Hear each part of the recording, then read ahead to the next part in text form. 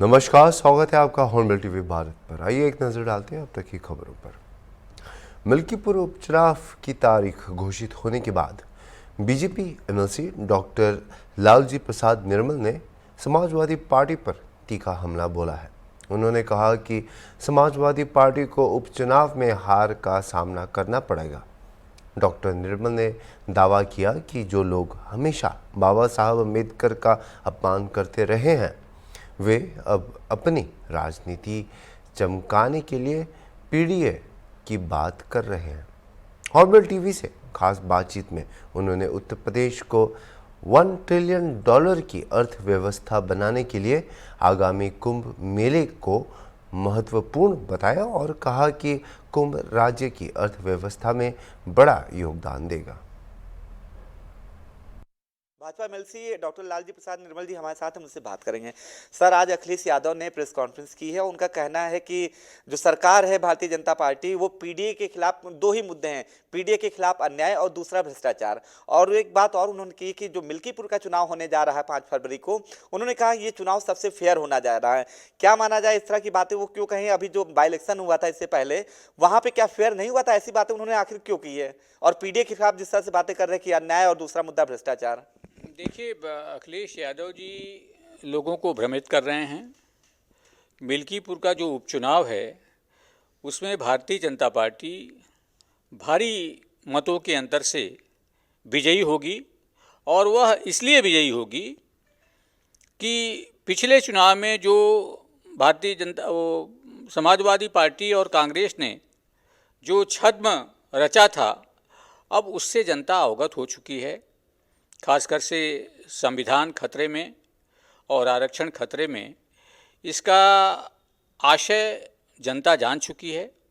जहाँ तक पीडीए का सवाल है, देखिए पीडीए में दलित और पिछड़े तो ऑलरेडी इनको नकार चुके हैं, क्योंकि ये आरक्षण के घनघोर विरोधी हैं। पार्लियामेंट में समाजवादी पार्टी ने आरक्षण का बिल फाड़ दिया था, अनुसूचित जातियों के आरक्षण का बिल फाड़ दिया था इन्होंने 2012 में।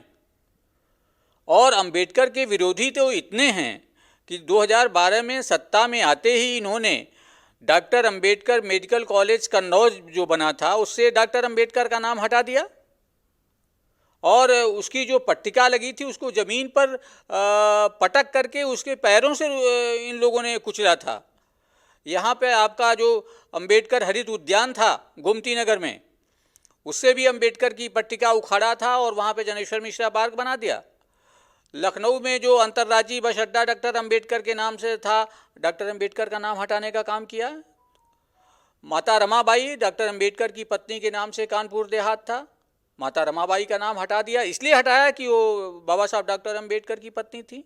तो अंबेडकर से जिसको इतनी नफरत है, उसको दलित कहाँ स्वीकार करेंगे? अच्छा, बात आप सही कह रहे हैं। पिछड़ा और दलित तो पहले ही इनको सपा को नकार चुके हैं। अब बात करें अल्पसंख्यक की। अल्पसंख्यक की अगर बात करें तो अभी आपने मुरादाबाद की कुंदरकी विधानसभा सीट देखा था, वहां पे कितने % जो है मुस्लिम हैं, फिर भी वहां पे ठाकुर रामवीर सिंह जीत गए।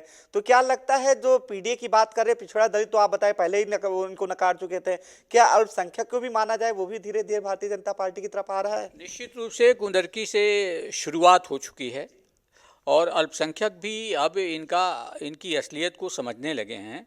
और आप निश्चित रूप से जानिए, धीरे धीरे अब इनका जो तिलिस्म जो है वो टूट रहा है, और अल्पसंख्यक वोटों का बिखराव हो रहा है। और जैसे ही ये बिखराव तेज होगा, वैसे ही समाजवादी पार्टी उत्तर प्रदेश से विलोपित होने की शुरुआत हो जाएगी। अच्छा, ये लगातार चाहे सपा मुखिया अखिलेश यादव की बात करें या समाजवादी पार्टी के तमाम नेता हैं, जैसे बर्क हैं, अभी ओम प्रकाश सिंह हैं, वो भी लगातार कह रहे हैं कि महाकुंभ को लेकर सवाल उठा रहे हैं। आखिर ऐसी इनकी मानसिकता क्यों? क्योंकि पूरी दुनिया भर में ये महाकुंभ जो है एक बड़ी मिसाल, सनातन धर्म के मानने वालों के लिए बड़ा उत्सव है पूरी दुनिया में, जहां जहां सनातन धर्म के लोग हैं।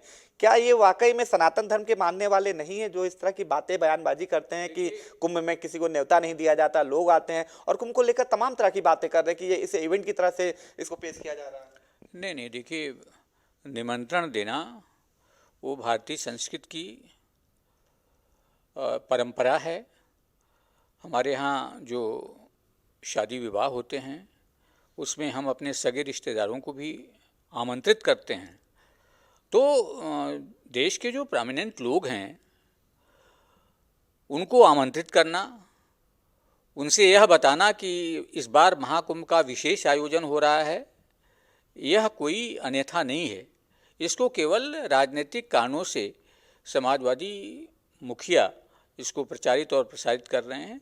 ये जो महाकुंभ लगा है जो प्रयागराज में, वह विश्व में एक बड़ा ओकेजन है और इसकी चर्चा पूरी दुनिया में हो रही है। पूरी दुनिया से लोग आ रहे हैं और आप देखिएगा कि अब की बार जो महाकुंभ होगा वह आज के इतिहास में, जो महाकुंभ का इतिहास रहा है उसमें ये सर्वोत्तम महाकुंभ होगा।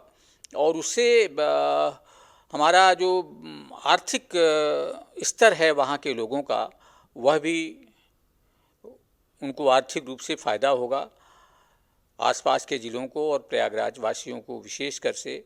तो यह एक अवसर है और इसको आलोचना का केंद्र नहीं बनाया जाना चाहिए। अच्छा, एक आखिरी सवाल मेरा ये है, क्या आपने कहा कि ये अवसर है, इस इकोनॉमिकी जो है स्ट्रांग होगी, तो क्या माना जाए जो यूपी सरकार का, आपकी सरकार का $1 ट्रिलियन इकोनॉमी बनाने का लक्ष्य है, उसमें भी कहीं ये मील का पत्थर साबित होने जा रहा है? निश्चित रूप से इस प्रकार के जितने भी अवसर हैं उत्तर प्रदेश के आर्थिक विकास के लिए जो हमारे योगी आदित्यनाथ जी लगातार प्रयास कर रहे हैं और महाकुंभ के माध्यम से भी इसको संबल मिलेगा।